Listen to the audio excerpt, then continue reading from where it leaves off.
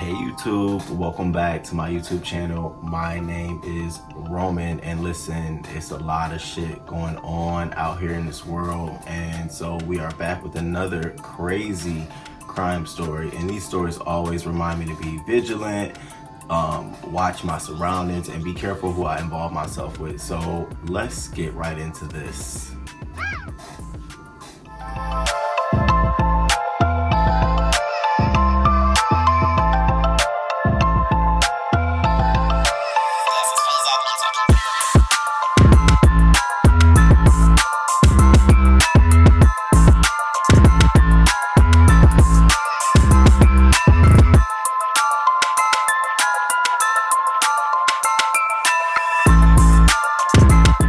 We have a New Orleans woman. Her name is Laura Collins. She's 33. Now, before I begin, mind you, this woman last year on January 9th, 2020, she was booked and charged with manslaughter because she was intoxicated and she was driving, and she had rear-ended a bicyclist who had flipped over his bike and ended up dying at the scene. So she was out on a $45,000 bail already, awaiting a court date, awaiting a future court date, which hadn't been set because of COVID-19. They had kept pushing it back. Isn't that something? So while she was awaiting that, around on Tuesday, this past Tuesday,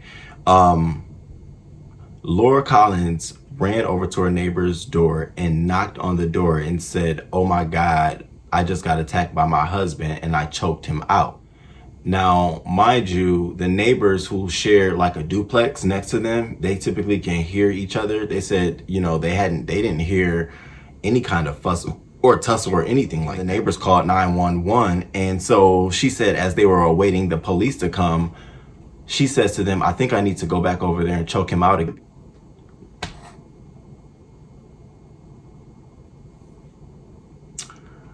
Oh my God. Oh, here's the kicker.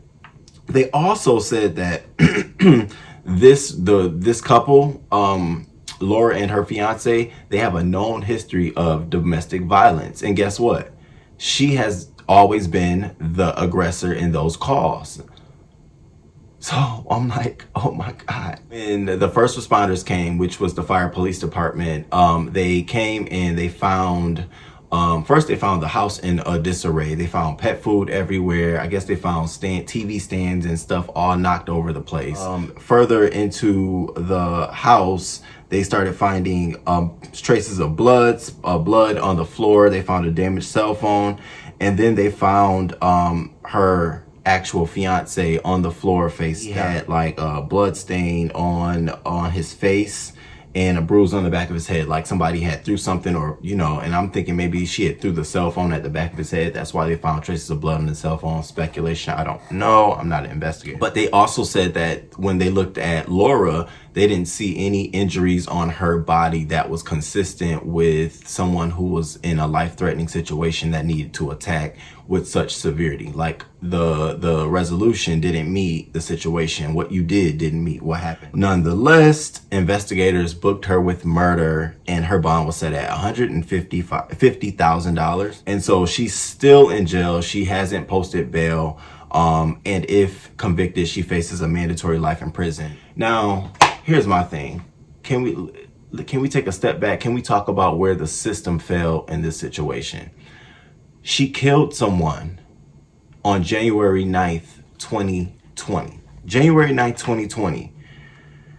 She then took the life of her husband on January, let's see, what was Tuesday? January 12th.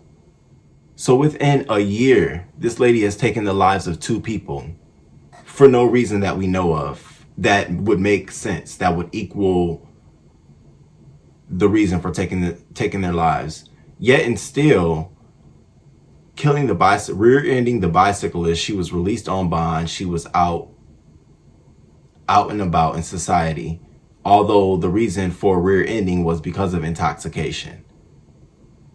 I feel like had this been any common day person, I'm not even gonna put race into this. I feel like if this had been any other common person who rear-ended someone in a major city under DUI, you would be in jail and you would have a high bond, 45 grand.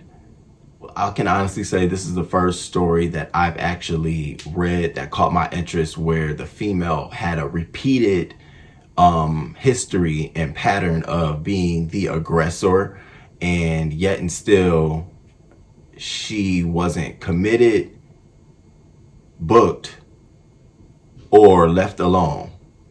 People still engaged. Really, really weird. I do want to send my condolences to the family. I tried to look for like a GoFundMe page, but I couldn't find anything. But the family of the bicyclist, they are actually filing a wrongful death lawsuit against Laura.